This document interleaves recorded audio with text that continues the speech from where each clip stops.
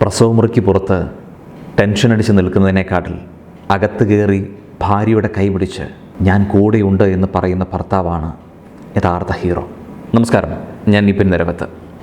നമ്മൾ ജീവിക്കുന്നത് നിരന്തരം മാറിക്കൊണ്ടിരിക്കുന്ന ഒരു ലോകത്താണ്. സാങ്കേതികവിദ്യയുടെ മാത്രമല്ല, മനുഷ്യൻ്റെ ചിന്താഗതിയിലും മാറ്റമുണ്ട്. അത്തരത്തിൽ മലയാളിയുടെ ചിന്തയിൽ വന്ന ഒരു അത്ഭുതകരമായ മാറ്റത്തെക്കുറിച്ചാണ് എനിക്ക് സംസാരിക്കാനുള്ളത്.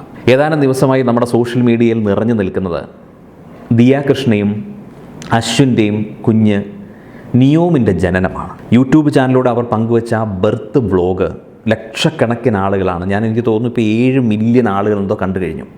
അതിൽ ഏറ്റവും സന്തോഷം നൽകുന്ന കാര്യം ആ വീഡിയോയ്ക്ക് ലഭിച്ച സ്വീകാര്യതയാണ്. 90% വരുന്ന ആളുകളും അതിനെ സ്നേഹത്തോടെയും അത്ഭുതത്തോടെയും ഒക്കെയാണ് നോക്കിക്കണ്ടത്. എന്തുകൊണ്ടാണ് ഈ ഒരു വലിയ കാര്യമായിട്ട് ഞാനിത് നിങ്ങളോട് പറയാൻ പോകുന്നത്? ഒരു കാര്യമുണ്ട് അതിന്. നമ്മൾ ഏകദേശം 12 വർഷത്തിന് പിന്നിലേക്ക് പോകണം.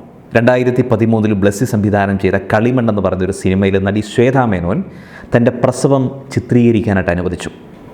ഒരു കലാസൃഷ്ടിയുടെ ഭാഗമായിട്ട് പോലും അന്ന് മലയാളി സമൂഹം അതിനെ സ്വീകരിച്ചത് എങ്ങനെയാണെന്നറിയാം. ചിലപ്പോൾ ചെറുപ്പക്കാർക്ക് അറിയില്ലായിരിക്കാം. സദാചാരത്തിൻ്റെ വലിയ കണ്ണടകൾ വെച്ച് നമ്മളതിനെ വിമർശിച്ചു. പ്രസവം സ്വകാര്യതയാണ്, അത് ക്യാമറയ്ക്ക് മുന്നിൽ കാണിക്കേണ്ട ഒന്നല്ല എന്നൊക്കെ പറഞ്ഞ് പലരും അതിനെ പരിഹസിച്ചു. എന്നാൽ ഇന്ന് 2025 ദിയാകൃഷ്ണ അതേ കാര്യം തൻ്റെ വ്ളോഗിലൂടെ ചെയ്തപ്പോൾ അന്ന് ചീത്ത വിളിച്ച അതേ നാവുകൾ ഇന്ന് അഭിനന്ദിക്കുന്നു.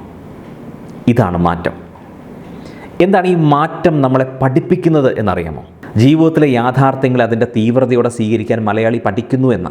പ്രസവം എന്നത് വെറുമൊരു ശാരീരിക പ്രക്രിയ മാത്രമല്ല, അത് വേദനയുടെയും ത്യാഗത്തിൻ്റെയും ഒരു പുതുജീവന് വേണ്ടിയുള്ള പോരാട്ടത്തിൻ്റെ കഥയാണ്. ഒരു സ്ത്രീ അമ്മയാകുമ്പോൾ അതനുഭവിക്കുന്ന വേദന എത്രത്തോളം ഉണ്ടെന്ന് അവളുടെ പങ്കാളിയും കുടുംബവും സമൂഹവും അറിയണം. ആ വേദനയുടെ വില തിരിച്ചറിയുമ്പോഴാണ് ഒരു പുരുഷൻ നല്ലൊരു ഭർത്താവും അച്ഛനും ഒക്കെ ആയിട്ട് മാറുന്നത്. പണ്ട് കാലം മുതൽക്കേ കലയും സാഹിത്യവും ഇത്തരം യാഥാർത്ഥ്യങ്ങളെയും ഒക്കെ തുറന്നു കാണിക്കാനായിട്ട് ശ്രമിച്ചിട്ടുണ്ട്. ഒരു ഉദാഹരണം പറയാം. മഹാനായ സംവിധായകൻ KG ജോർജിൻ്റെ ആദാമിൻ്റെ വാരിൽ എന്ന സിനിമ ഇറങ്ങിയ കാലം ഒന്ന് ഓർക്കുക. അതുവരെ മലയാള സിനിമ അടക്കി വെച്ചിരുന്ന സ്ത്രീ ജീവിതത്തിൻ്റെ പൊള്ളയായ യാഥാർത്ഥ്യങ്ങളെ അദ്ദേഹം തുറന്നു കാണിച്ചു. അന്ന് പലരും നെറ്റിചുളിച്ചു. ഇതൊക്കെ സിനിമയിൽ കാണിക്കേണ്ടതുണ്ടോ എന്നൊക്കെ ചോദിച്ചു. എന്നാൽ ഇന്ന് ആ സിനിമ ക്ലാസിക്കാണ്. കാരണം അത് സമൂഹത്തോട് ചില സത്യങ്ങൾ വിളിച്ചു പറയുന്നുണ്ടായിരുന്നു. അതുപോലെയാണ് ഈ ജനന ദൃശ്യങ്ങളും. ശ്വേതാ മേനോൻ അന്ന് ധൈര്യം കാണിച്ചപ്പോൾ സമൂഹം അതിന് പാകപ്പെട്ടിട്ടുണ്ടായിരുന്നില്ല. എന്നാൽ ഇന്ന് ദിയാകൃഷ്ണ അത് ചെയ്യുമ്പോൾ സമൂഹം കുറെ കൂടി പാകത വന്നിരിക്കുന്നു. ഈ തുറന്നു പറച്ചിലുകൾ ഒരു വലിയ പ്രചോദനമാണ്, ഇൻസ്പിറേഷനാണ്. ജീവിതത്തെ മറകളില്ലാതെ കാണാൻ ഇത് നമ്മളെ പഠിപ്പിക്കുന്നു, പ്രേരിപ്പിക്കുന്നു. ഒരു അമ്മയുടെ ത്യാഗം നേരിട്ട് കാണുന്ന ഒരു മകനോ മകളോ പിന്നീട് ഒരിക്കലും തൻ്റെ മാതാപിതാക്കളെ വേദനിപ്പിക്കില്ല. പ്രസവമുറിക്ക് പുറത്ത് ടെൻഷൻ അടിച്ച് നിൽക്കുന്നതിനേക്കാട്ടിൽ അകത്ത് കയറി ഭാര്യയുടെ കൈ പിടിച്ച് ഞാൻ കൂടെയുണ്ട് എന്ന് പറയുന്ന ഭർത്താവാണ് യഥാർത്ഥ ഹീറോ.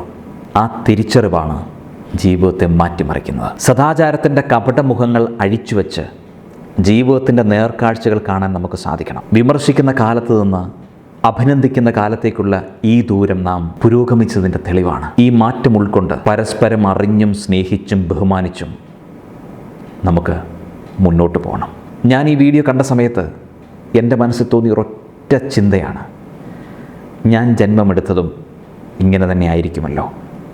എൻ്റെ അമ്മ എത്രത്തോളം വേദനകൾ എടുത്തിട്ടുണ്ടാവാം എന്നൊക്കെയാണ്. പണ്ട് പുസ്തകങ്ങളിൽ വായിച്ച് ഞാൻ കേട്ടിട്ടുണ്ട്, പ്രസവ വേദനയെക്കാട്ടിൽ വലിയ വേദന ഈ ലോകത്തില്ല എന്ന്. Think positive. Have a great day. By.